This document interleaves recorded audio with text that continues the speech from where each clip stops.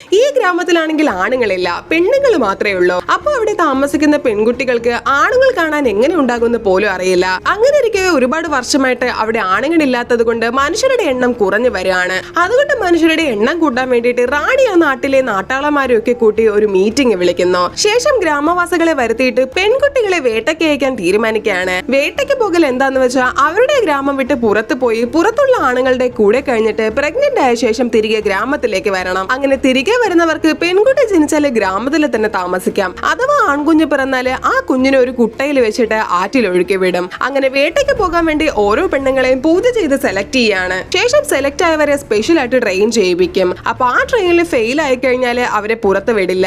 ഇനി ഇതിൽ ആരെങ്കിലും ഗ്രാമത്തിന്റെ നിയമം തെറ്റിച്ചാല് അവരെ ആ കാട്ടിൽ വെച്ച് ഒരു കൊടൂര ക്രീച്ചറിന് ബലി നൽകും. അങ്ങനെ സെലക്ട് ആയ പെൺകുട്ടികൾക്ക് ട്രെയിനിങ് കൊടുക്കാൻ തുടങ്ങി. അപ്പോഴാണ് ആ പെൺകുട്ടികൾ ആദ്യമായിട്ട് ആൺകുട്ടിയുടെ ബോഡി എങ്ങനെ ഉണ്ടാകുന്ന ഒരു പടം കണ്ട് മനസ്സിലാക്കുന്നത്. അതിനുശേഷം ആണുങ്ങളെ കണ്ടാൽ എങ്ങനെ നടക്കണമെന്ന് പറഞ്ഞു കൊടുക്കുന്നു. അവസാനം പഠിപ്പിച്ചതൊക്കെ എത്ര മനസ്സിലായി എന്നറിയാൻ അവർക്കൊരു ടെസ്റ്റ് വെക്കുകയാണ്. അപ്പൊ ഓരോ പെൺകുട്ടികളും ഓരോ രീതിയിൽ സെഡ്യൂസ് ചെയ്യുന്നത് കാണിക്കുകയാണ്.